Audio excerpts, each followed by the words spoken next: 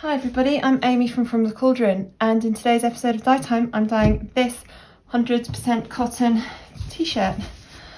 I am just going to scrunch it up a little bit like this. I'm going to dye it rainbow stripes, so I want to try and get this as even-ish as possible. I'm not tying it in any particularly complicated way. I'm not very good at the ties, but if I can get these elastic bands on, then I can move them about a bit, I hope, and try and get the segments of this t-shirt as similar size as possible. This t-shirt has been soaking in soda ash and water. I set this up yesterday to soak because I was thinking about it. It doesn't need to be soaking in soda ash and water for quite that long, but often I won't think about pre-soaking stuff until I'm ready to start dyeing. So if I think about pre-soaking something the day before, then I will set it up. That's roughly all the same size-ish. There's going to be bigger sections and smaller sections. And the colours I'm using today are Fibre reactive dyes from Dyer. They are Scarlet, Creamsicle, Daffodil, New Emerald Green, Mermaid Dream and Lavender. Now I've got my mask on because I'm going to be using the dyes in powder form, and I have protected my work surface with this old towel that's probably seen in other videos and has a fair bit of dye on it already. And all the equipment I'm using is dedicated for dyeing. I don't use it with food. So this first one I'm going into is Scarlet. I want a really nice red colour for this one. So I don't know if I'm going in too heavy-handed or not enough, but this is quite a thick area of fabric. I want the dye to go through as many of these layers as possible, so I'm just putting plenty in, just being careful. That's for Scarlet. Since it's just dry dye powder, oops, dropped some on my tablecloth already. It's just dry dye powder, so I'm quite happy to just wipe my spoon with some paper towel and then go into the next one, because there's no liquid involved here. This one is Creamsicle. It's a really, really lovely orange, which orange is out of my comfort zone, so I don't really use orange much. You'll notice that a lot of my dyes will be sort of blues, greens, purples, pinks. Those are the colours I love. So, and I really only get the oranges, reds and yellows out when I'm doing rainbows actually. But this is a really nice colour and it breaks really nicely into lovely colours. I'm just going to go back into the Scarlet. There's a bit of area I think I've missed. There we go. Actually, none of these colours are primary colours, which means all of them are made up of different colour molecules. So we may see some beautiful breaking on this, which is where the dyes split and go into and you can see the colours that it's made of. I haven't really seen it with this Daffodil, but it's not a primary yellow. I think the split must be quite subtle into New Emerald Green. Now the amount of dye I'm using here, I would never use this much dye on a skein of yarn. This is just feels like it's so much, but you seem to need to use more with dyeing fabrics, I think. I don't know. There's a little bit this one breaks into lovely blues. You can see some of the colours already starting to dissolve in the fabric here. Next up is Mermaid's Dream. Now I love this. It splits into beautiful blues and greens and yellows. It's a really lovely sort of bluey green. Now I look at this and think, whoa, this is far too much dye. I mainly dye yarn. I'm a lot more familiar with yarn and animal products than I am with fibre reactives and plant-based fibres. Finally, I'm going into lavender. This can be very pale, so I'm going to go in quite heavy with it because it's a really nice purple, and it's the most sort of purpley purple I've got. Most of my others are more sort of a pinky purple or a bluey purple, whereas this one is more purple. There's a big pile right there. Move that down. And this does split into lovely pinks, but I'm hoping it will stay more purple. There we go. Right, I think that's probably enough. The yarn dyer in me is going, what? This is far too much dye. Stop it. Stop using all this dye. Yeah, I'm happy with this. Now, I need to add some ice. Before I do that, I want to try and make some sort of barrier like this so the ice doesn't go everywhere, because I don't have unlimited ice. I don't know if this is going to work. It might help to try and keep the ice in that sort of area. That's my hope. Anyway, I know those who regularly tie-dye fabric like this, they have more professional equipment than just trying to use some foil from the kitchen.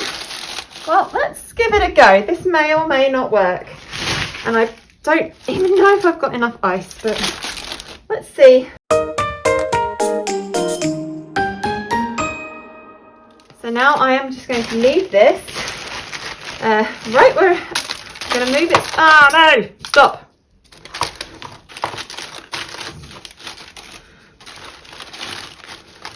I am now going to put this somewhere sunny and just let all of that ice melt. And then once the ice has melted, I'm going to come back and pour some boiling hot water over this just to really help the colours to set. Because I've read that the boiling hot water will really help the blues in particular. And I don't think this really is enough liquid for this project. This has only been in the sun for about 20 minutes, but I've decided I just cannot let all this runoff just disappear. I can't not use it. So I've got here some white cotton socks. They're about 70-ish% cotton. So this should soak up some of this colour nicely, I hope. And I can see that I'm definitely going to need more liquid on this. So once all this ice has dissolved, I will come back and pour boiling water over all this. These socks have also been soaking in soda ash and water. I was going to dye these socks after I set this up, but I ran out of ice. So I'm now making some more ice, and hopefully I'll be able to do some more dyeing tomorrow. I wanted to come in here and see those beautiful splits there with the lavender and splitting into the pinks and blues it's made of. That's the only split I can see so far. Ooh, there may be a little split here with the Mermaid Dream, because it does split into yellow. That little speck of yellow, I don't even know if you can see it on this, could be from a split, or it could be from just transfer when I had to move all the ice cubes. You can see all the ice has melted. So what I've decided to do now is very carefully, probably should be wearing gloves, move the t-shirt onto, just out of there for a sec. You can see this is on a bit of an incline, so all the water has been is down here, so the t-shirt has not really been sitting in the dye water.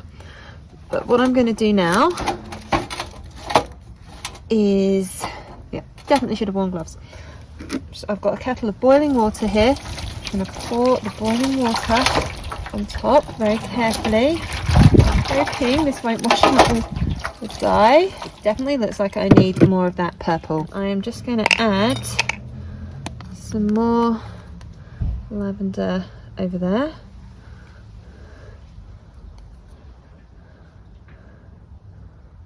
Just dump it on. I really want to make that a nice purple. There we go. The other colours look pretty good to me. I will flip this over tomorrow. Now this is just hot. This is hot but not boiling water. Just going to dribble a little bit on. There we go. That's looking a bit better to me. I'm happy with that. So now I'm going to move this just into the shed because the sun's gone behind a cloud now and it's going to get quite cold. So I'm going to move this into the shed where it will stay warm and wet, and I'll come back and check it tomorrow and see if we need to flip and dye the other side. This has been sitting out here overnight and it looks pretty well saturated from what I can see. So I'm not going to add any more dye. I'm just going to leave this now for another day at least before I come to wash it. This has been sitting out for about 48 hours now. So I'm just going to pour out all that liquid. That is very brown. I usually forget to put my gloves on, but looking at that dye water has made me remember my gloves. Like these socks are nice squeeze. This is just plain tap water at the moment. You can see they are getting a little bit lighter, so it looks like I've got some very dark coloured socks. That's fun. I like that. Considering how dark the water was, this is actually quite very pale already, which makes me happy. I'm just going to pop those to the side, just in some water to soak for a bit, while we get on to the star of the show. Whoa, look at that. That is a lovely, lovely rainbow. Doesn't look like there's too much white on here either. I'm glad I wore my gloves. Looks like there has been a bit of spread of the colour. That yellow has taken on some other colours, but it's not bad. And yellow tends to do that. It tends to take on colours that are around it. I've been doing this for less than 10 minutes now, and you can see that there's a hint of red coming out of this t-shirt, and the water from the socks seems pretty clear to me. So what I'm going to do now, I've seen this done with other dyers. I don't really know the chemistry behind this, but I've read and seen them wash out with cold water and then just pour hot water over. It's not a wash, just covering them in hot water. Now this is boiling water with a splash of cold. Like I said, I don't know the science behind this, but I know other dyers do it. I thought I'd try it with this. Yeah, there's more colour coming out now. But now I'm sticking these in the washing machine with some old towels. And here is the finished rainbow t-shirt. I'm so happy with how this has turned out. The colour coverage is really great.